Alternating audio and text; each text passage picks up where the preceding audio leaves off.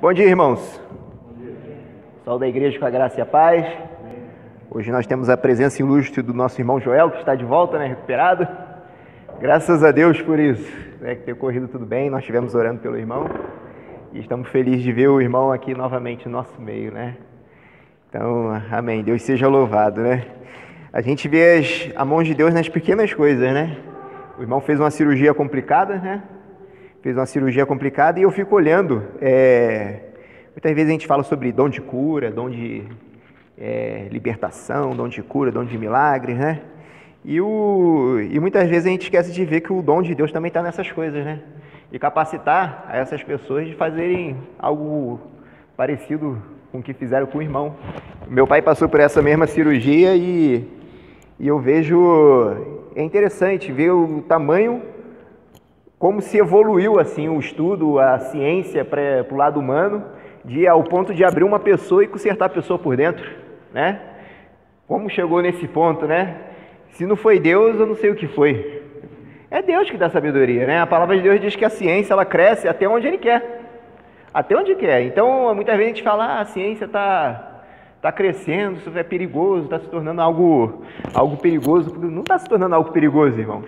Ela vai crescer até onde Deus quiser. É que tudo que é criado, se você for ver, que Deus dá inteligência para o homem criar, é para o nosso benefício. Só que a maneira como o homem usa, que é errada, Tudo. Nós vemos falam que é uma das coisas que estão atingindo mais os jovens hoje, que é a internet, Os meios sociais, a internet. É algo bom, não é? Se você for ver. Eu preparo muito estudo pela internet.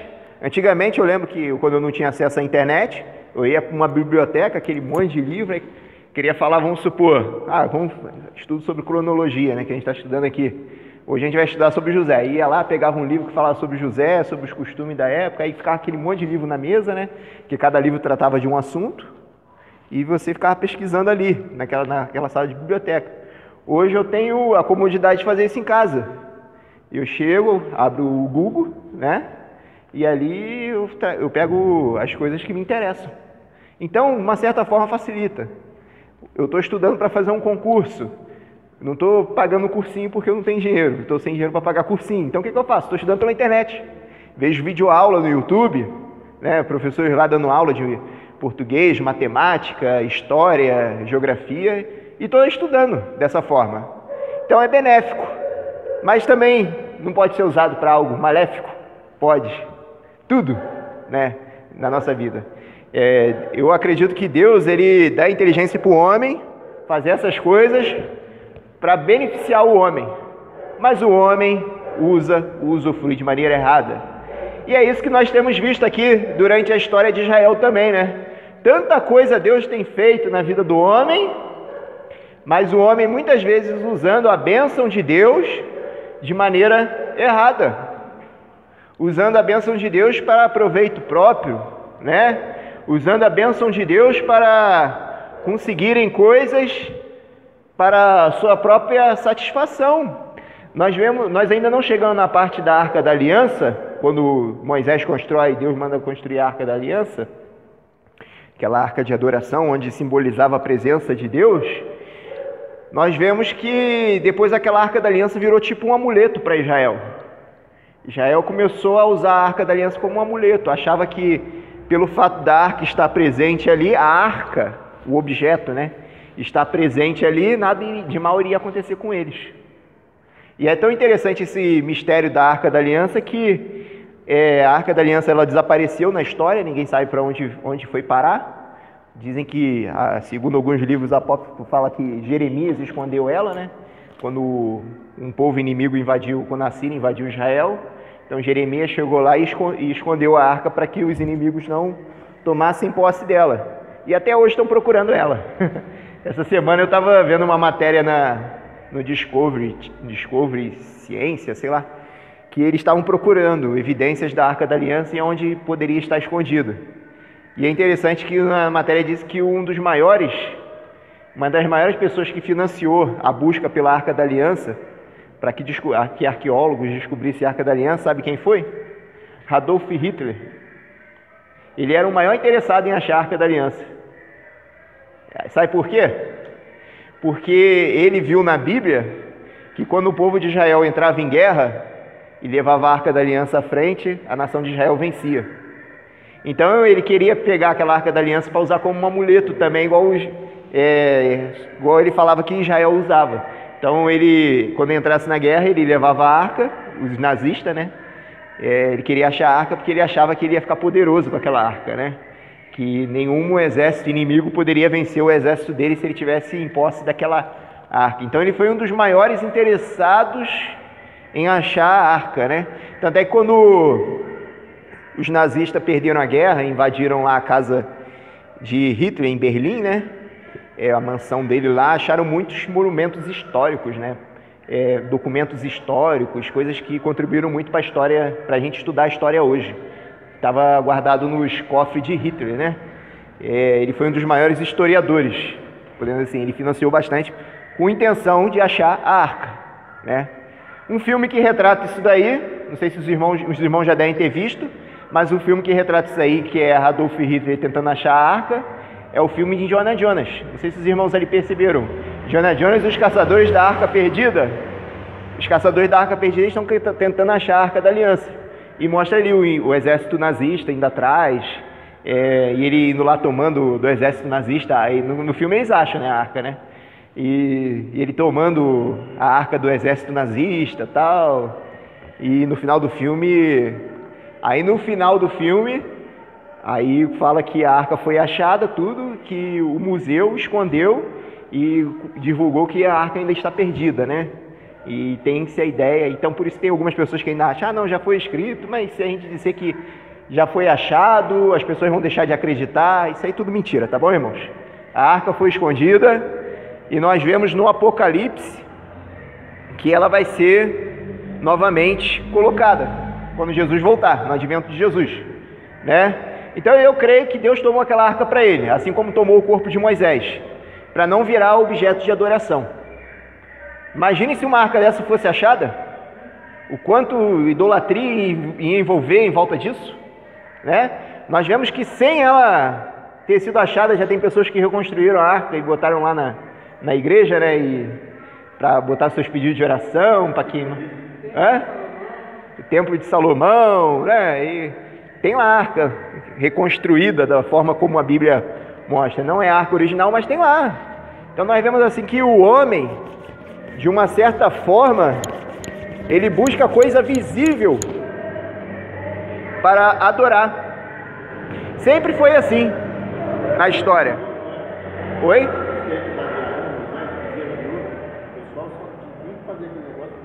Bezerro de ouro, né? Eles precisavam ver o Deus dele, eles queriam ver. E o nosso Deus é um Deus, podemos assim dizer, invisível, a gente não vê. Então eles tinham dificuldade de crer nisso, porque eles viam os outros povos adorando um Deus que eles viam, e o Deus dos hebreus ninguém vê.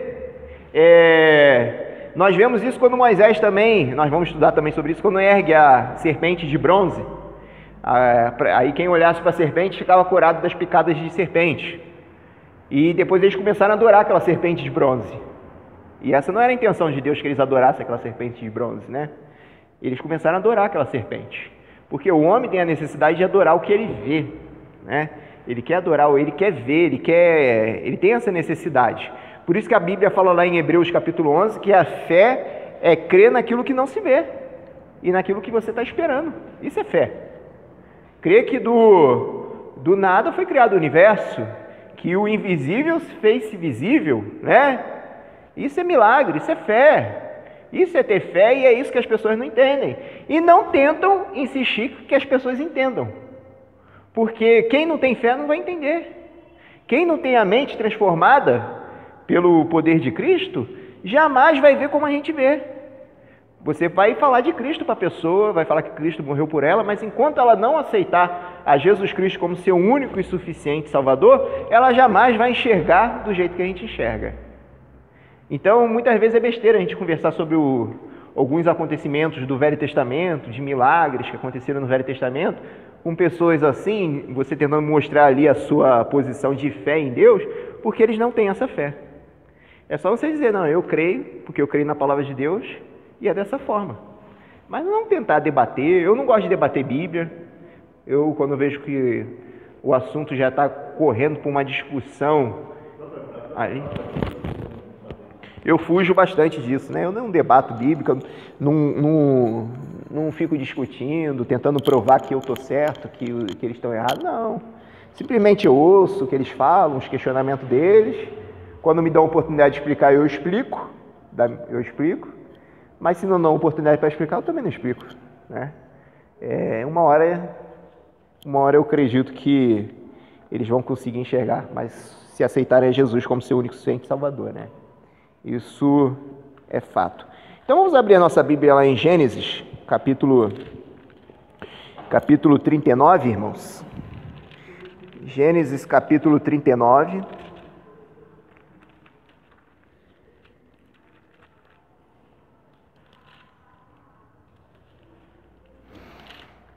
Capítulo 37. Antes de vermos o capítulo 39, capítulo 37 de Gênesis, nós já vimos a história de Jacó. Nós estamos seguindo a linha cronológica, como eu falei, né, da Bíblia, e nós vemos que tem um objetivo nisso aqui. E o objetivo nisso aqui é que Deus fez uma promessa quando o homem caiu, quando o homem pecou, em Gênesis 3,15. Os irmãos lembram, né? Em Gênesis 3,15, quando Deus fez a primeira promessa da vinda do libertador, que da semente da mulher viria um que esmagaria a cabeça da serpente. Estão lembrados disso, irmãos? Que da semente da mulher viria um que esmagaria. Que significa esmagar? A cabeça da serpente. Que iria eliminar todo o efeito que Satanás fez na vida do homem. E esse que esmagaria a cabeça da serpente seria o libertador, que novamente traria reconciliação entre o homem e Deus, porque a comunhão do homem com Deus foi quebrada. O relacionamento que o homem tinha com Deus foi rompido a partir do momento que o homem desobedeceu a Deus. E Deus tinha dado uma ordem: aquele que desobedecesse a minha ordem, comesse do fruto proibido, o que aconteceria com ele? Ele morreria. Ele morreria. Essa morte, ela consiste numa morte, não somente numa morte física, mas também numa morte espiritual, aonde a fonte de vida, que seria o próprio Deus, que é a fonte de vida do homem, foi cortada. É como um galho. Quando você corta o galho da árvore, o galho não morre imediatamente. Quando você arranca uma flor da árvore, ou seja lá de onde ela esteja, você vai ficar com a flor ali, ela bonita, brilhosa, cheirosa por um tempo, mas depois de um tempo ela vai murchando, ela vai morrendo. E assim é o homem longe de Deus. É como se o homem tivesse sido arrancado. Quer passar? É como se o homem tivesse sido arrancado da sua fonte de vida. É como se a árvore fosse Deus, nós fôssemos as flores que dão na árvore, e nós fôssemos arrancados dessa fonte de vida, do que dava vida para essa flor. E nós precisamos ser religados a essa fonte de vida. E o único que poderia fazer isso é esse libertador, que Deus prometeu em Gênesis 3,15, que da semente da mulher viria. E Deus falou que da mulher viria esse libertador, e assim foi preservando toda uma genealogia. A genealogia de Adão, através de Sete, seria através de Abel, mas Caim matou Abel. Então Deus abençoou Sete, fez com que nascesse Sete, e de Sete viria essa genealogia, a genealogia do libertador. Preservou a família de Noé no dilúvio, para continuar preservando a genealogia do libertador. Renovou a promessa dele com Abraão, disse que da família de Abraão seria abençoada todas as famílias da terra, que de Abraão todas as famílias seriam abençoadas, porque pela vinda desse libertador. Nasceu Isaac, Deus renovou a aliança dele com Isaac também. Nasceu Jacó, Deus continuou a sua promessa com Jacó. De Jacó foi gerado 12 filhos, lembram disso? e um filho com a mulher que ele amava, com Raquel. Lembra que ele teve 2 esposas, foi enganado por seu sogro, teve que casar com uma, aí depois ele casou com quem ele realmente queria, e com Raquel ele teve José. Então José foi o filho amado, como a palavra de Deus diz, de Jacó. Eu gostaria de ler os primeiros versos aqui do capítulo 37, os irmãos acompanham aí. Diz assim: Jacó habitou na terra das peregrinações de seu pai, na terra de Canaã.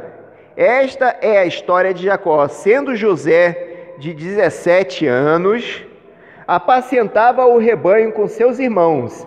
Sendo ainda jovem, andava com os filhos de Bila e com os filhos de Zilpa, mulheres de seu pai, e trazia mais notícia deles a seu pai.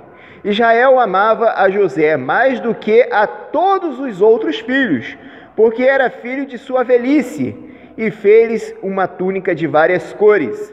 Vendo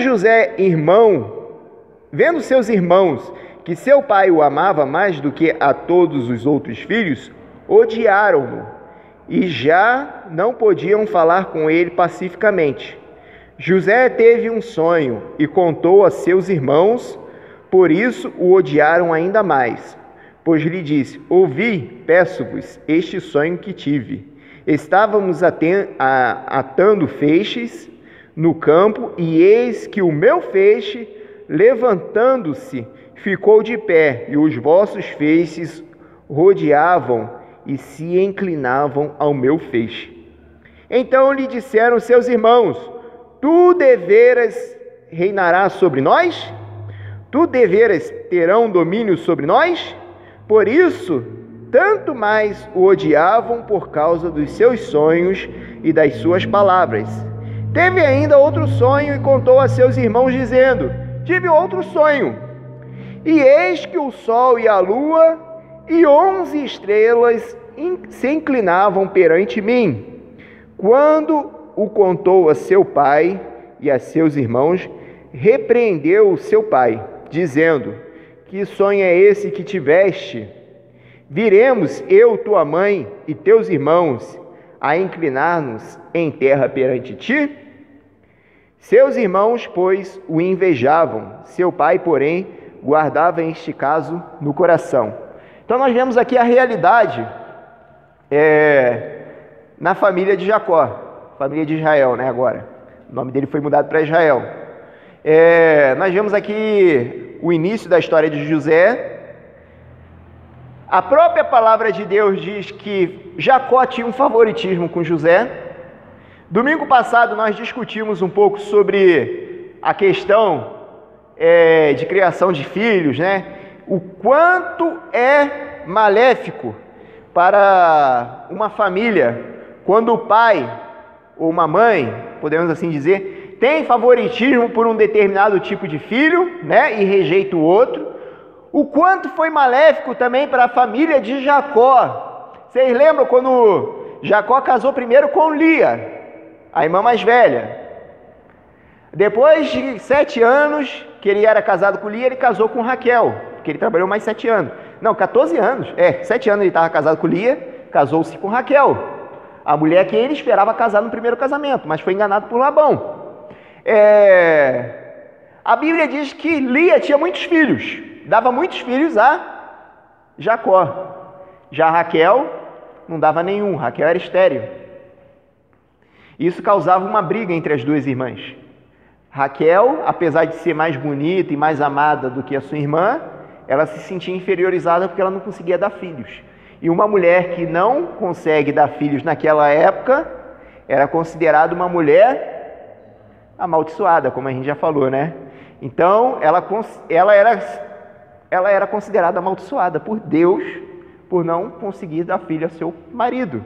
E tinha que ser filho homem, não podia ser filho mulher. Uma mulher, para ser bem vista, ela tinha que dar filhos homens, porque homem é quem preservava a genealogia da família, como a gente já explicou aqui também. Então Raquel, ela teve uma ideia elaborante, como a gente já falou. Ela pegou a sua serva e falou: aqui está minha serva, já que eu não posso te dar filho, Deus me proibiu de te dar filho, me amaldiçoou, então tenha filho com a minha serva e será como se fosse meu filho. E Jacó foi lá e teve filho com a serva de Raquel. E ela teve um filho, teve 2 filhos da serva, acho que chegou a ter 3, acho que 2 ou 3, eu não lembro.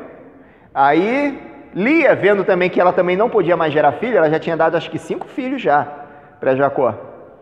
Ela vendo que ela não poderia dar filhos, o que ela fez? Com inveja também da sua irmã, opa, pegou a sua serva também e deu para Jacó, tenha filho com a minha serva também.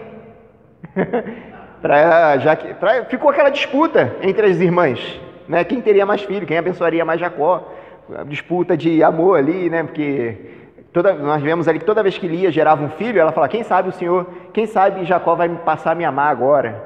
Ah, gerei o segundo filho, quem sabe agora ele vai olhar para mim. Ela não se sentia amada pelo seu marido, né? E ela foi ali e deu a sua serva também. Jacó teve filhos com essa serva também de Lia. Então Jacó teve filho com 4 mulheres. Isso não é bom. Ah, mas naquela época era costume ter a poligamia, mas era costume, sim, cultural. Mas isso não significa que Deus aprovava isso, tá? Deus tolerava por causa da cultura. Existe uma diferença entre aprovação e tolerar alguma coisa, né? Quando você aprova, você está aprovando. Não, eu aprovo isso daí. Isso é certo. Tem meu consentimento. Agora, quando você tolera alguma coisa, o que significa? Que você não aprova aquilo, mas você não vai se opor por tolerância. Você não vai se opor, mas não significa que você aprove. Quando um filho, na maior idade, toma uma decisão que você gostaria que ele não tomasse. Ele já é maior, já tem a família dele, de repente está casado, de repente não mora mais contigo, mas ele tomou uma decisão que você desaprova. O pai, ele tolera, a mãe tolera, mas não significa que eles aprovem aquilo. É assim que Deus age também. Com relação a esse costume de poligamia, Deus tolerava, mas não significa que ele aprovasse. Tanto é que no Novo Testamento ele repudiou isso aqui, tá? Repudiou isso aqui, repudiou a carta de divórcio também que Moisés deu. Jesus deixou muito claro ali que pela dureza do coração que foi concedido, não pela aprovação de Deus. Deus tolerou, mas não aprovou, mas Deus tolerou. E é isso que aconteceu com Jacó. E, meus irmãos, quando a gente toma decisões, toda decisão ela traz consequência para a nossa vida. Isso trouxe consequências terríveis para a vida da família de Jacó. Não era uma família harmoniosa, com 4 mulheres, sendo que 2 eram consideradas mulheres e 2 concubinas, né? Então não era uma família harmoniosa. Os filhos não eram filhos harmoniosos, como a gente vai ver aqui.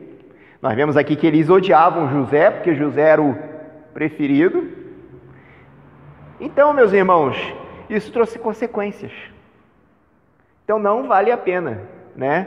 Não vale a pena você fazer algo por sua satisfação ou querer forjar algo a qual Deus não colocou para você. Deus falou que iria fazer uma grande nação através de Abraão. Abraão não precisava também ter aceitado o convite de sua esposa e ter tido um filho com a sua serva. Isso trouxe consequências terríveis para Abraão e para a nação de Israel, porque até hoje essa nação existe e é inimiga de Israel até hoje, que foi gerado através de Ismael, né? No caso de Jacó é a mesma coisa. Jacó também não precisava ter aceitado o convite de ter gerado filho com as escravas de suas mulheres. Se Deus falou assim, é de você que eu vou fazer uma grande nação, Deus iria fazer uma grande nação dele. A mulher estéril, Deus ia fazer um milagre. Eu acho que o único que acreditou na promessa de Deus e não teve esse caso foi o filho de Abraão, né? Isaac. A mulher também era estéril, ele ficou 20 anos orando pela mulher e a mulher gerou filhos gêmeos. Começou com Abraão. Então, é como a gente já conversou lá em Abraão. Parece que não, irmãos. Eu não acredito em maldição hereditária. Eu já falei isso aqui. Mas eu acredito em seguinte, em exemplos que os pais deixam, que os filhos vão seguindo. E para Israel eles acreditavam em maldição hereditária, mas eu acredito o seguinte, Abraão deixou esse exemplo para o filho. E foi passando, e o filho copia o exemplo do pai. Você vê que os erros que Abraão cometeu foi os mesmos erros que Isaac muitas vezes cometeu, e foi os erros que Jacó cometeu. Né? Nós vemos aqui quando Abraão foi em uma outra terra, ele mentiu dizendo que Sara não era sua esposa, né, para o rei lá tal. Isaac cometeu esse mesmo erro. Falou, não é minha esposa, tal, é minha parente. Ele não cometeu o erro de gerar filho com a serva de sua esposa, de Raquel, né? Mas o Jacó cometeu esse erro, né? E nós vemos aqui que trouxe consequências para a vida da família, né? Vida familiar, para a vida familiar. Não é um exemplo muito bom não, tá? Muitos dos servos de Deus aqui na sua vida familiar não tiveram exemplos muito bons, nós vamos ver isso, né? Alguns tiveram, alguns não tiveram, por causa disso, né? Então vamos continuar lendo aqui. José, então ele teve um sonho, e se os irmãos repararam, o verso anterior aqui dizia que José ele convivia com seus irmãos, trabalhava com seus irmãos ali pastoreando o rebanho, e o que ele fazia? Qual atitude ele tomava? Tudo que os irmãos faziam de errado, ele contava para o seu pai. Era o dedo duro da família, né? E isso deixava os seus irmãos com mais raiva ainda, né? Além do favoritismo que ele tinha do pai, ele ainda contava as coisas erradas que os irmãos faziam para o pai castigar os irmãos, né? José também não era tão inocente assim também não, né? Aí ele teve um sonho. José, eu imagino ele como se fosse um menino mimado e orgulhoso. Aí ele teve um sonho onde o feixe dele ficou inclinado e os outros feixes, que era dos irmãos e do pai, se curvavam perante o feixe dele. Os irmãos ficaram com mais raiva ainda. E esse menino se acha superior a nós. Aí depois ele teve outro sonho das estrelas, que todas as estrelas, o sol, a lua, se curvavam perante a estrela dele, né? Aí até o pai dele ficou nervoso com isso. Eu e sua mãe e seus irmãos vamos se curvar para você? Quem você pensa que é? Era um sonho da promessa. Era um sonho da promessa. Mas isso não significa que ele deveria se gabar perante seus irmãos com relação a isso. Deus fez uma promessa, ele não sabia, a verdade é essa, que era Deus fazendo uma promessa na vida dele. Ele teve esse sonho, contou para sua família. Eu não acredito que, assim, cada um tem a sua opinião, né? Porque a Bíblia não deixa claro. Mas eu não acredito que ele contou com aquele ar de, Deus vai fazer isso comigo, tal, Deus vai fazer... Até mesmo porque ele não sabia o que Deus ainda iria fazer com ele. Ele contou como se fosse um sonho, aonde ele se via superior aos seus irmãos, né? Eu acho até que de repente ele contou isso, né, com permissão até de Deus, para depois os pais dele, os irmãos dele, ver que lá... Isso. Aconteceu de fato. É isso mesmo, né? Então, irmãos, nós já vemos aqui que não era um clima muito legal entre José e o relacionamento com seus irmãos. E nós vemos aqui nos versículos posteriores que os irmãos de José chegaram a um ponto de querer matar José. Devido à inveja e ao ciúme que eles tinham de José, né? O tratamento que o pai tinha, até um dia que o pai deu uma roupa legal para José, uma roupa colorida, diz aqui, né, a palavra de Deus. O pai fez e vestiu José, José chegou lá, aí o pai falou, vai lá ver como é que tá seus irmãos. E ele foi lá com essa roupinha nova, aí falou, lá vem aquele menino de novo, vamos matar ele. Aí um dos irmãos de José falou, não vamos matar ele, é nosso irmão. Não vamos fazer com que o sangue dele se derrame sobre nós. Vamos fazer o seguinte, vamos jogar ele aqui nessa cisterna, que era um poço. Vamos jogar ele nessa cisterna. Aí a gente pega a túnica dele e fala para o nosso pai que ele morreu. E foi isso que eles fizeram. Mas a intenção desse irmão era de ir depois lá e resgatar José. Só que os outros, quando esse irmão se ausentou, os outros fizeram lá todo o plano, viram os mercadores passando, falou, vamos vender José como escravo, porque de nada vai adiantar a gente matar ele, a gente vai ser amaldiçoado por ter matado o irmão. Pelo menos vendendo ele como escravo, a gente vai conseguir um troquinho em troca. Aí venderam José como escravo, sujaram a roupa de José com sangue de um animal e apresentaram perante Jacó. José, quando estava indo ao nosso encontro, um animal pegou ele e devorou ele. Nós encontramos só a túnica dele. Aí o pai dele, obviamente, ficou muito triste pela morte do seu filho. A Bíblia diz que ele se cingiu com panos de sacos e cinza, que significa para o judeu, para o pessoal daquela época, quebrantamento, né? Um quebrantamento profundo, uma tristeza profunda, né?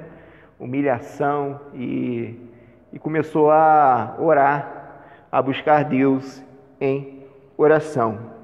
Mas, meus irmãos, nem José, nem os irmãos, nem Jacó sabia que ali, nisso tudo, estava a mão de Deus. A história de José, meus irmãos, é uma história fantástica, porque é uma história que fala sobre humilhação, traição, superação e exaltação.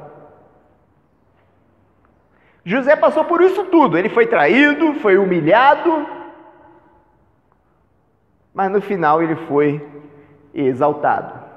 A palavra de Deus diz, meus irmãos, que José, quando ele foi vendido como escravo, ele foi parar na casa de um homem chamado Potifar, né? Chamado Potifar. E a palavra de Deus diz que José, tudo que José fazia era bem sucedido, porque Deus abençoava José. Deus abençoava José de tal maneira que tudo que ele fazia ele era bem sucedido, ao ponto das pessoas terem confiança em José. Potifar, ele teve uma confiança tão grande em José, que colocou José como mordomo da sua casa. O que significa isso? O senhor da sua casa, que abaixo dele só existia José. José administrava tudo na casa de Potifar, tudo, desde vida financeira a tudo. Ele administrava na casa dele, tudo, porque a palavra de Deus diz que o Senhor era com José. Eu vejo aqui, meus irmãos, uma atitude legal de José, que é o seguinte: se você fosse vendido como escravo pelos seus irmãos, pelas pessoas que você amava, e aquelas pessoas que você achava que te amava também, se você fosse vendido como escravo para uma terra aí que você não conhece, um lugar que você não conhece, para você trabalhar como escravo, como que você reagiria diante dessa situação? Como você iria trabalhar para o seu Senhor nessa situação? Iria fazer um trabalho bem feito? Ou iria fazer de qualquer maneira? José não, José ele fez da melhor forma possível. Ele deu o melhor de si, mesmo sendo escravo. E Deus o abençoou por isso. Meus irmãos, isso aqui faz a gente tirar uma lição fantástica para a nossa vida. É o seguinte: não importa onde você esteja, faça o seu melhor. Deus vai abençoar você a partir do momento que você colocar isso na sua cabeça. Eu vou dar o melhor de mim. Seja no seu trabalho, seja na escola, seja onde for, meus irmãos, na igreja, seja onde for, faça o seu melhor, porque Deus abençoa isso daí. Deus não abençoa gente preguiçosa, Deus não abençoa pessoas que fazem as coisas relaxadamente, Deus não abençoa pessoas que fazem as coisas de qualquer maneira. Deus não abençoa, eu não vejo na palavra de Deus ele abençoar ninguém desse tipo. Muito pelo contrário, Jacó, quando estava na casa de seu sogro, Jacó, o nome Jacó nós vimos que significa ladrão, usurpador. Ele roubou o direito de primogenitura de seu irmão, usurpou o direito de primogenitura de seu irmão, enganou seu pai para conseguir esse direito de primogenitura. Então Jacó era um verdadeiro malandro, podemos assim dizer. Um 7-1. Aplicar o que ele fez com o pai dele, com o próprio pai, né? Aí ele teve que fugir, mas ele fugiu sem nada, sem riqueza, sem nada. Aí foi lá viver na terra de Labão, e o próprio pai dele falou: ó, foge, porque senão teu irmão vai te matar. Então ele fugiu sem nada, ele foi para a terra de Labão sem nada, tanto é que ele teve que trabalhar 14 anos para casar com quem ele queria, porque ele não tinha nada. Mas a palavra de Deus diz ali que Deus estava moldando a vida de Jacó. aquele ladrão usurpador 171, que vocês falaram aqui mesmo, 171, ele teria que ser moldado. Deus não poderia concretizar a promessa na vida de Jacó se ele continuasse sendo o mesmo. Nós vemos ali que ele trabalhou 14 anos para o seu sogro, e nesses 14 anos, ele trabalhou ao todo 20 anos, parece. Nesses 20 anos, ele trabalhando para o sogro dele, ele trabalhou de forma honesta. Não enganou seu sogro em nada. Pelo contrário, ele foi enganado. Então era Deus moldando, falou, ele deixando aquela velha vida dele, ganancioso, usurpador para trás, e se tornando uma pessoa decente. E Deus abençoou Jacó, fez com que ele ficasse muito rico. Tanto é que quando ele voltou para Israel, voltou para a terra de seu pai, voltou para a terra de Canaã, ele voltou com riquezas muito grandes. E não era a riqueza da herança do pai dele, era a riqueza que ele conquistou com os próprios esforços lá na terra do sogro dele. Ele falou para o seu sogro, eu nunca fiz mal, sempre pastoreei o seu rebanho de uma forma digna, né? Ao ponto de que se furtassem uma ovelha, ele falou assim, se furtasse eu pagava essa ovelha furtada, tanto de dia como à noite. Eu não tinha culpa dela ter sido furtada, mas eu pagava para não te faltar. Agora ele fala, mas agora tem culpa de Deus ter me abençoado e feito com que a minha posse prosperasse? Né? Porque Deus falou, ele entrou no acordo com o sogro dele. O sogro dele falou, aquela que nascer malhada é sua, a que nascer lisa é minha. E nasceu mais malhada do que lisa. Aí ele via que nascia mais malhada e falava assim, a lisa e a malhada é minha, a listrada é sua. E nasceu mais listrada.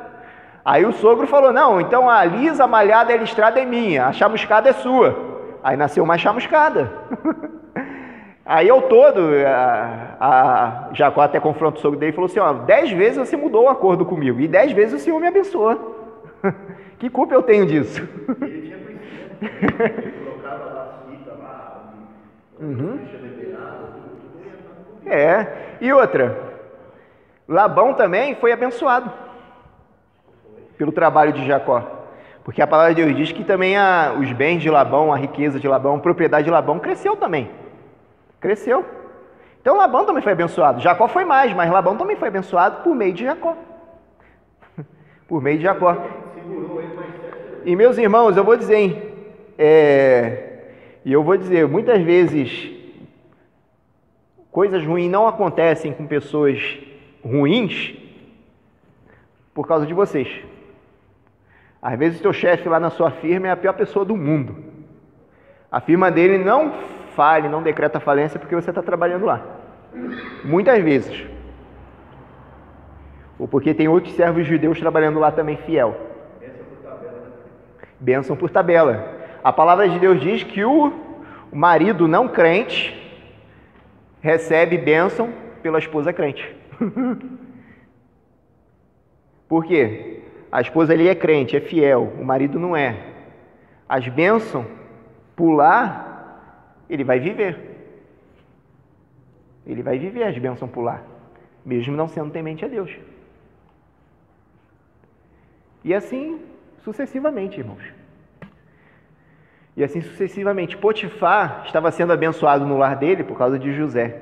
E ele via isso. Não, José está fazendo com que minhas coisas aqui funcionem direitinho.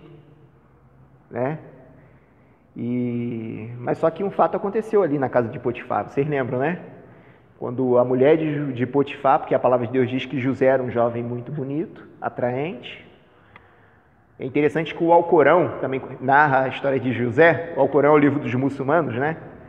E o Alcorão, ele narra a história de José, e ele fala que no Alcorão ainda traz um destaque maior para a beleza de José. Fala que José era um jovem muito bonito, que ninguém naquela época tinha a beleza de José, e nem em épocas futuras terão a beleza que José tinha. O Alcorão fala desse jeito. Então, mostrando o quê? Que José era um jovem muito bonito, muito atraente, ao ponto da mulher de Potifar, que deveria também ser uma mulher muito bonita, porque era uma mulher bem tratada, era uma mulher esposa de um general que tinha posse. Uma egípcia, as egípcias normalmente eram mulheres bonitas. Se apaixonar por José, não se apaixonar, se sentir atraída por José e querer seduzir José. E a palavra de Deus diz que todo dia ela tentava José. Ao ponto de José uma vez falar assim, o meu Senhor me colocou como chefe de tudo nessa casa. Não existe ninguém aqui nessa casa maior do que eu. Eu administro tudo aqui. A única coisa que ele não deixou que eu mexesse é em você, porque você é a esposa dele. Então eu não vou tocar em você. Mas essa mulher, ainda insistente, um dia ele foi trabalhar, ela dispensou todos os empregados da casa, ficou só ela e José em casa, e o que ela fez? Ela tentou agarrar José à força. José fugiu, ela ficou somente com a capa de José, então ela gritou dizendo que José tentou agarrar ela, e que ela, na briga, ela conseguiu segurar o manto dele. Quando seu marido ficou sabendo, obviamente ficou com raiva de José. E vamos ler aqui o capítulo 39, a partir do verso de número 20. A partir do verso 19, que é quando o Potifar ouve. Quando o seu senhor ouviu as palavras de sua mulher, que lhe dizia, desta maneira me fez teu servo, a sua ira se acendeu. Então o senhor de José o tomou e o lançou na prisão, no lugar em que os presos do rei estavam presos. Mas, enquanto José ficou preso, o Senhor era com ele, estendeu sobre ele a sua benignidade e lhe concedeu graças aos olhos do carcereiro. Então nós vemos aqui que José foi preso por causa do que aconteceu. Potifar prendeu José, aonde era preso os presos do rei. Mais interessante ainda, meus irmãos, é o seguinte, que o Senhor era com José mesmo na prisão, que ele concedeu graça perante os olhos do carcereiro. E olha só o que aconteceu com José, os versos seguintes.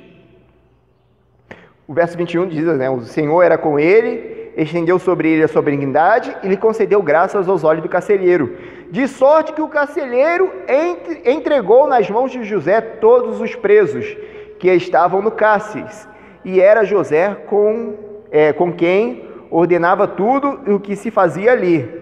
O carcereiro não tinha cuidado de coisa alguma que estava nas suas mãos de José, porque o Senhor era com ele, fazendo prosperar tudo o que ele empreendia. É interessante, né, isso aqui. José foi preso, e mesmo preso, José continuou trabalhando direitinho, ao ponto do carcereiro entregar a função dele para ele. José, a minha função é essa, pode ficar contigo, você administra tudo que acontece aí dentro. A palavra de Deus diz aí que tudo que acontecia dentro da prisão, José administrava. José tinha a chave da prisão, ele podia fugir, podia armar uma fuga, não podia? Mas a palavra de Deus diz ali não, que ele trabalhava direitinho. Agora imagina você, meus irmãos, eu fiz a pergunta de se você fosse vendido como escravo, como seria a sua função, o seu trabalho de acordo disso. Agora imagine você na sua empresa. Você tem lá o seu empreguinho, de repente você foi promovido a gerente, a encarregado de algum setor, recebeu algum prestígio na empresa, aí de repente te tiram esse prestígio e te rebaixam na empresa. Como você reagiria diante disso? Pediria a conta, não trabalharia direito na função nova, porque é uma função inferior do que você exercia, né? José não. José, podemos dizer assim, ele foi rebaixado, foi preso, já era escravo, mas foi considerado como mordomo na casa do seu senhor. Depois de lá ele foi preso injustamente, por não ter feito nada, ele foi preso. E mesmo assim, ele continuou dando tudo de si naquilo que ele fazia, mesmo na prisão, ao ponto do carcereiro ver ele com bons olhos.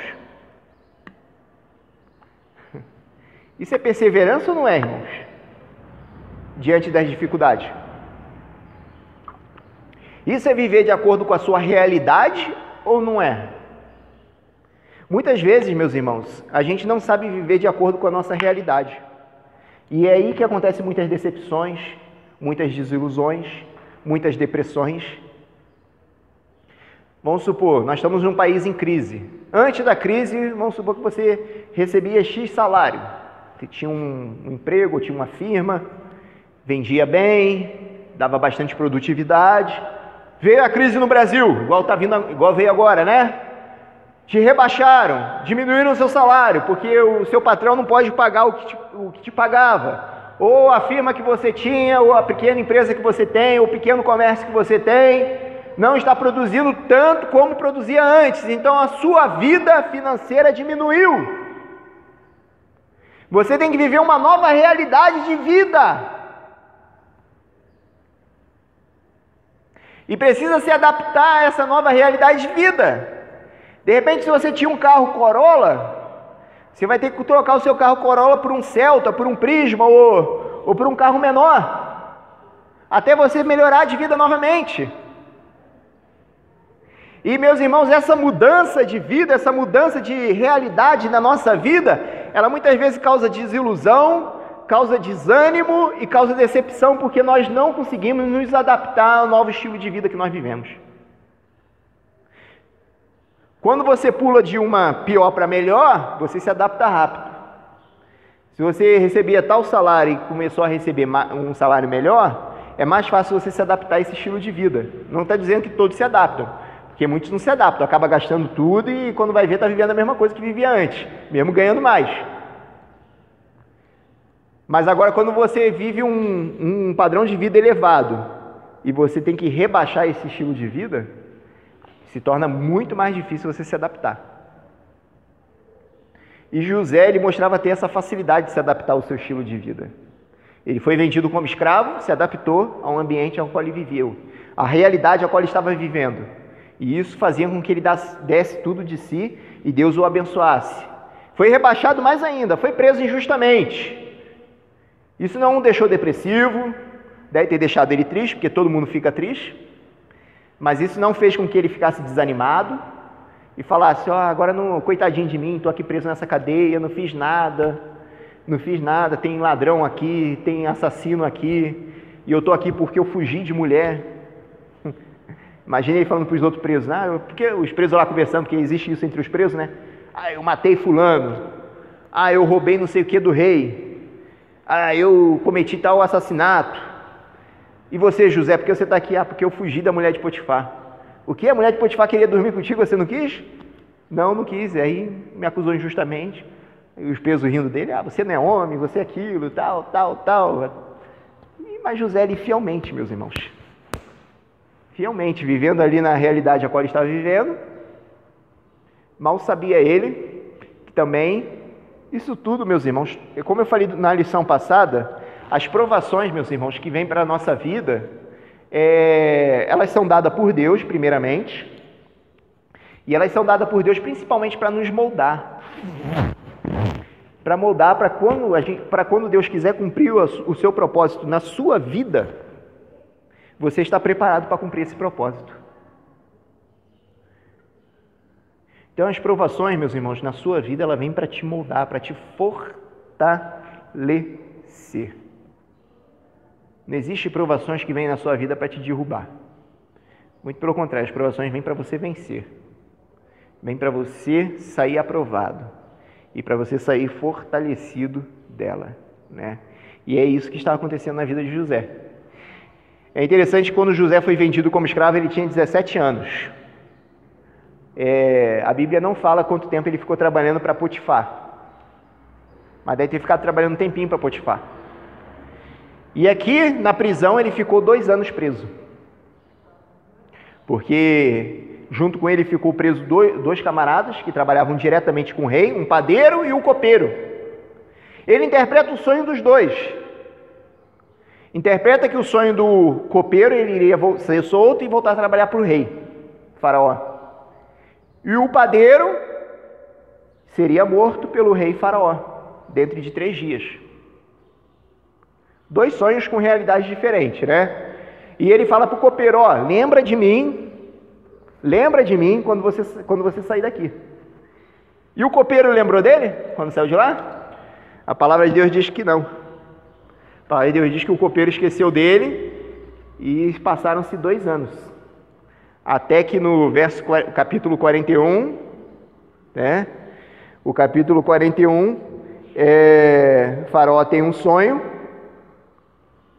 Ninguém consegue interpretar o sonho de Faraó. Aí o verso número 8 diz assim, ó, do capítulo 41.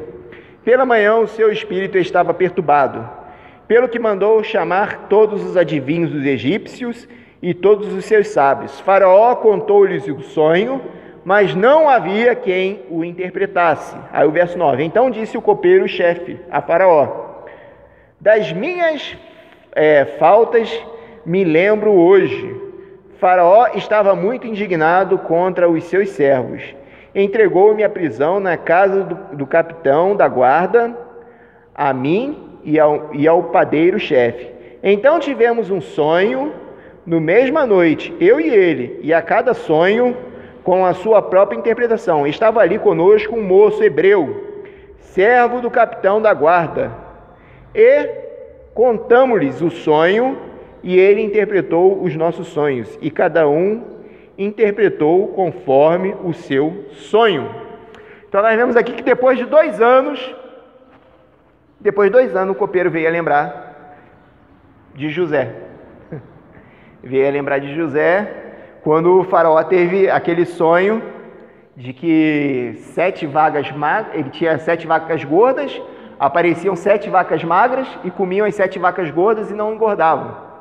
Aí depois 7 espigas robustas, bonitas, espigas de milho, e depois apareciam mais 7 espigas de milho feia, murcha, queimada pelo vento, e essas 7 espigas feias comiam as espigas bonitas e também não engordavam e não ficavam bonitas. E ele ficou encucado com esse sonho, né? O que isso quer dizer? Naquela época eles valorizavam muito as coisas valorizavam muito os sonhos que eles tinham, né? Então, José era o homem a qual poderia interpretar, né? Ele chamou todos os adivinhos e ninguém pôde interpretar. Então o copeiro lembrou, não, lá na prisão tem um rapaz lá que interpretou um sonho e aconteceu. Tanto o meu como do padeiro. O padeiro morreu e eu estou aqui, do jeito que ele interpretou. Aí o rei Faraó manda buscar José. Aí falou, eu tive um sonho. Ele falou assim, não é Deus que interpreta os sonhos? Então vamos lá. Aí contou, o sonho é tal. Aí José falou, é o seguinte, essas 7 vacas gordas serão 7 anos de fartura que o Egito terá, que a terra terá. As 7 vacas magras será o período de 7 anos de escassez de fome que vai haver na terra. Assim como as espigas de milho. 7 espigas bonitas, 7 anos de fartura. 7 espigas feias, 7 anos de fome.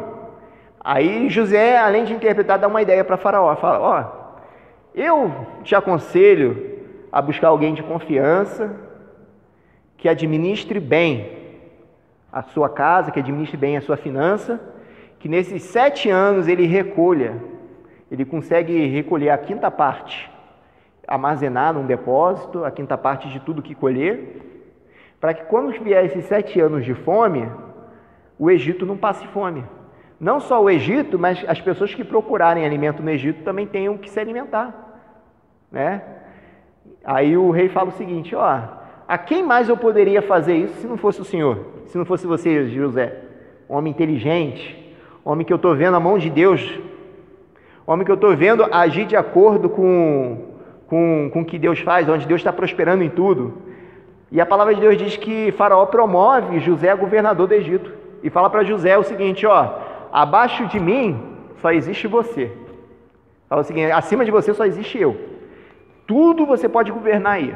Aí deu o anel dele para José, porque anel significava naquela época autoridade, porque é pelo selo do anel do rei que era identificado que estava ali dando a autoridade do rei.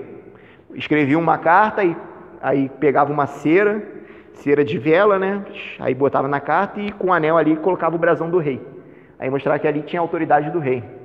Então por isso que ele deu o anel para José, mostrando que ele tinha autoridade do próprio Faraó, para estar fazendo o que faria. Então, meus irmãos, aqui nós começamos a ver a ascensão de José, né? Deus abençoando José e mostrando para que José foi separado. O que é que Deus queria com José nessa história toda? O que é que Deus queria com José nessa história toda? Que tudo estava acontecendo por providência do Senhor. E a palavra de Deus diz que os 7 anos José fez de acordo como ele disse que para Faraó que faria. Ele juntou a quinta parte de tudo que produzia, armazenou no depósito, registrou tudo direitinho, ganhou a confiança, cada dia ganhando cada vez mais a confiança de Faraó. E é interessante, meus irmãos, que eu não sei se os irmãos já tiveram a curiosidade de ver, a história secular, agora eu falo, ela narra o período que José esteve no Egito, né? Que existia um governador não egípcio, que governou o Egito, governou parte do Egito, que foi justamente José. Não sei se os irmãos já viram monumentos históricos, aquelas pirâmides lá. As pirâmides normalmente era o túmulo dos faraós, né? Eles construíram aquilo ali para o túmulo deles. Existe a pirâmide de José lá. É uma pirâmide pequena, mas existe. Existe lá que são 3 pirâmides, dos 3 faraós de 2 faraós e a menorzinha era de José, ali do lado. Há 3 assim que ficam numa linha. Eu vou tentar trazer as fotos. Aí é interessante, irmãos. É interessante. Aí mostrava que o José foi sepultado lá. Ele foi embalsamado, igual um egípcio mesmo, né? Virou múmia, né? Aí depois, quando os hebreus saíram do Egito, eles levaram os ossos de José, né? Levaram os restos mortais de José de volta para Canaã. Mas José, quando vivia no Egito, ele foi viver de acordo com o costume egípcio, né? Ele foi enterrado, não enterrado, né? Eles não enterravam, mas foi embalsamado lá, igual os egípcios são. Aí uma vez eu vi um comentário na internet de uma pessoa falando, isso é mentira, porque José jamais iria aceitar que construísse uma pirâmide para ele, sabendo que a pirâmide os egípcios faziam por causa do deus não sei o que lá, e embalsamavam porque eles acreditavam que assim eles entravam na vida pós-morte. Mas José não fez nada disso, meus irmãos. Fizeram para José. Entende o que eu estou querendo dizer? Ele está morto. Ele está morto. E quando uma pessoa gostava muito de alguém, fala, não, morreu, vamos dar um enterro de honra para ele. Vamos dar um funeral de honra para ele. Vamos lá, embalsamou ele lá, igual faz com qualquer faraó. Isso foi um prestígio, sabe por quê? Só os faraós tinham esse prestígio de ser embalsamado. Só os faraós. E José teve esse prestígio pelos egípcios, né? De ter uma pirâmide construída para ele, né? Não foi que José falou, constrói uma pirâmide para mim. Não foi ele que falou isso. Tanto é que depois os hebreus tiraram os ossos dele lá e levaram para a terra para ser enterrado lá em Canaã, né? Para ser enterrado em Canaã. Mas isso aí só comprova, meus irmãos, que a história fala de José no Egito. Existem registros, documentos egípcios que narram a história de José, o período que José viveu no Egito, né? Comprovando a palavra de Deus. Até aqui alguma dúvida, irmãos? Alguém quer falar alguma coisa? Da ascensão de José? Então, meus irmãos, o período de fome chegou. Veio o período de fome, veio os 7 anos passaram-se os 7 anos de fartura, como José havia previsto, como Deus havia revelado a José, e o período de fome assim chegou. Eu gostaria que os irmãos abrissem aí no capítulo 41.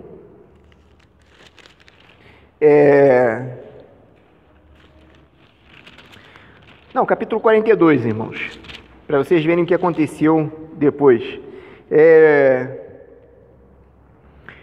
Um período de fome, então toda a terra estava com fome, inclusive a terra do pai de José, que era a terra de Canaã, estavam passando por esse período de crise. Capítulo 42, verso de número 1, diz o seguinte: Quando Jacó soube que havia mantimento no Egito, disse a seus filhos: Por que estáis olhando uns para os outros? Disse mais: Tenho ouvido que há cereais no Egito. Descei até lá e comprai-nos deles, para que vivamos e não morramos. Então desceram os 10 irmãos de José para comprar cereal do Egito.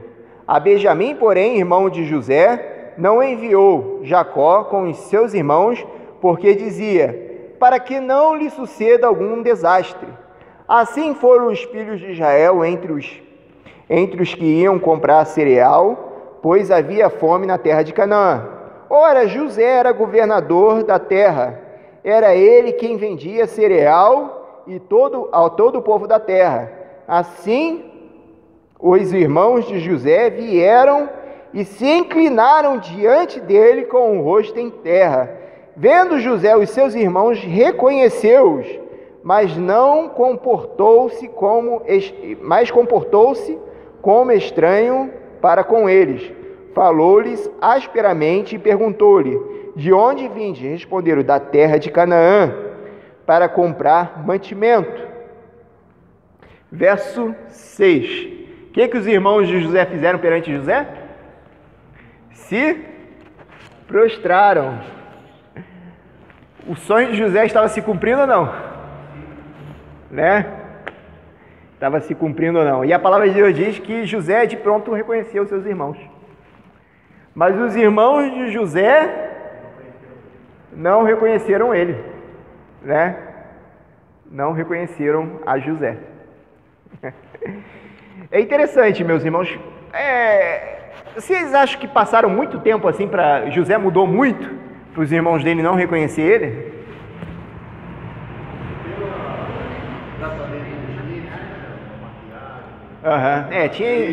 Tinha o ornamento todo egípcio, botava aquela peruca, né? A roupa. Isso. Maquiagem, aquele negocinho no olho, né? Existe todo um ornamento egípcio que dificultava realmente que os irmãos reconhecessem a José. Esse é um dos fatores, né? Eu vou tentar mostrar aqui, meus irmãos, também o costume daquela época, que também fez com que os irmãos não reconhecessem a José como sendo seus irmãos. Existe o fator do tempo, José já estava quando, a palavra de Deus diz, quando o faraó colocou José em posição de governador, José tinha 30 anos já. Quando ele foi vendido pelos seus irmãos, ele tinha 17. Então ele já mudou um pouquinho o aspecto físico dele. Quando os irmãos procuraram a José, já haviam passado 7 anos de abundância na terra, né? Então ele deveria ter os seus 37, 38 anos já, José. Devia ter seus 37, 38 anos. Mas mesmo assim, um irmão pode reconhecer o outro mesmo passando esse tempo todo, esse período todo, porque a pessoa muda, mas não muda tanto. Mas tem a questão também da maquiagem, do ornamento egípcio. Ele estava vestido como um príncipe do Egito, né? Com aquela peruca, com aquela roupa, aquele colar de ouro que a palavra de Deus diz que Faraó colocou nele, com aquele anel. Então também tinha a questão do lápis aqui no olho, aquilo tudo, né? Isso tudo, meus irmãos, dificultava com que os irmãos dele reconhecessem José como sendo seus irmãos. E sem falar que José não se deixou conhecer. Eu vou dizer também o que acontece também nesse período. Irmão José, vem aqui na frente. Senta aqui. Senta aqui. Você é José? Sim. José. Joel, você consegue vir aqui? Ou não? Oi? Então vem cá. Vou fazer o seguinte, vou deixar o irmão José ser José, o irmão Joel ser José e você vai ser o outro personagem. Senta aqui, ó. Isso aqui é José. Você vai ser o intérprete, que é esse camarada aqui, ó. Que José está falando na língua egípcia, que era a língua grega, né? John e o irmão. Chega aqui. Vocês vão ser o irmão de José. Vocês vão ser o irmão de José. Antigamente, quando as pessoas chegassem, quando estavam na presença de um rei, de um governador, eles não poderiam olhar na face do governador, do rei. Então eles tinham que ficar sempre com a cabeça baixa. Vocês não poderiam olhar, isso era uma afronta. José, ele não se deixou ser conhecido pelos seus irmãos. Então ele falou na língua grega, que era a língua dos egípcios, né? Eu não lembro se na época dessa época aí era a língua... Eu sei que os egípcios falam grego, né? Então vamos supor que eles estavam falando grego. Então José falou na língua dos egípcios, ele interpretava na língua dos irmãos de José. Certo. Mas José estava sabendo. José podia vê-los, porque José era o rei, podemos assim dizer, era o governador. Eles não poderiam levantar a face para ver José, porque naquela época, o costume daquela época é o seguinte: se um deles levantasse a face para ver o rosto do seu soberano, assim que eles falavam, ele morria. Ele era digno de morte. Então isso aí também dificultou com que os irmãos... Isso dificultou não, isso fez com que os irmãos também não conhecessem, não reconhecessem ele. E José mudou a sua voz e falou em outra língua, usando um intérprete, para causar mais dificuldade ainda que eles reconhecessem José como sendo seus irmãos. Entenderam? Então pode sentar, gente. Obrigado aí pela José, participação. Ele estava sabendo o que os irmãos estavam falando. Isso. Porque ele era da mesma linhagem. É. Os irmãos não sabiam. Os irmãos não sabiam. Independente do intérprete lá, tá, isso. José, né? Ele fez uma cena, como diz aqui, ó, o verso 7. Vendo José os seus irmãos, reconheceu-os. Então nós vemos aqui que José os reconheceu, né? O verso 7 diz: vendo José seus irmãos, o reconheceu, mas comportou-se como estranho para com eles, para que eles não reconhecessem a José. Ele continuou fingindo ser um estranho, né? E assim foi. Aí ele foi lá, vendeu o trigo lá, né, para os irmãos. Aí os irmãos tiveram que voltar. Aí ele contar a história: nosso pai só está com um filho. Aí o José descobriu que tinha mais um irmão com a sua mãe, que era Benjamim, que ele não conhecia Benjamim, né, porque Benjamim foi gerado depois, para consolar Jacó, assim a palavra de Deus diz, né, por ter perdido José. Aí José fala o seguinte: ó, quando vocês voltarem aqui, traz o seu irmão mais novo que eu quero conhecê-lo. E nisso eles voltaram para sua casa. Só que aí o trigo que havia vendido acabou, né? E acabou e eles falaram o seguinte aí eles falaram: ó, aí ele falou assim: ó, pai, se a gente voltar lá, ele pediu para que levasse Benjamim.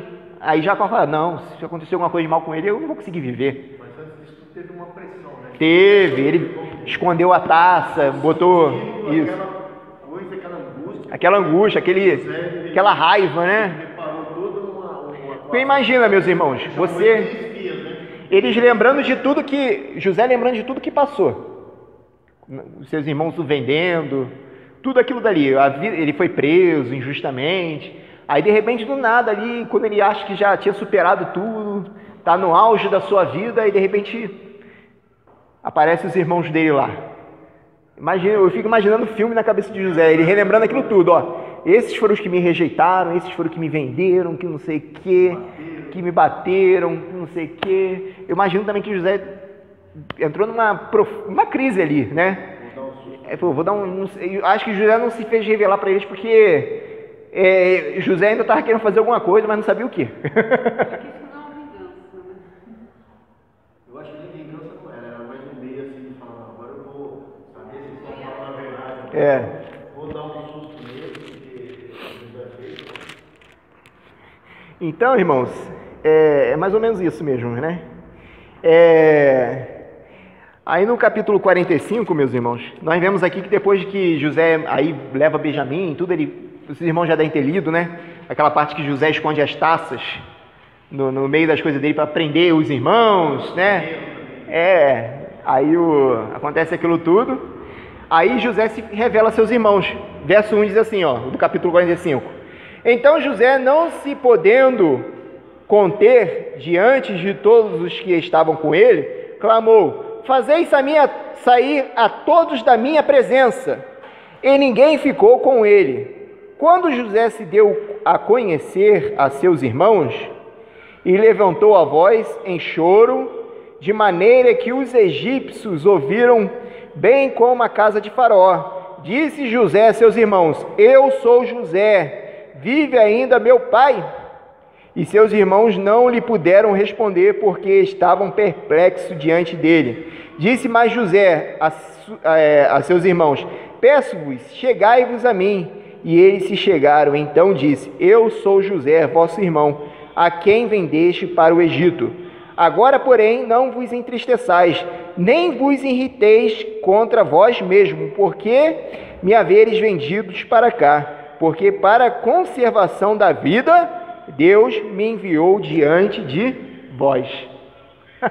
Então nós vemos aqui, meu irmão, minha irmã, que José se revelou para seus irmãos, mas José, de maneira nenhuma, ele teve aquele espírito vingativo no momento que ele se revelou.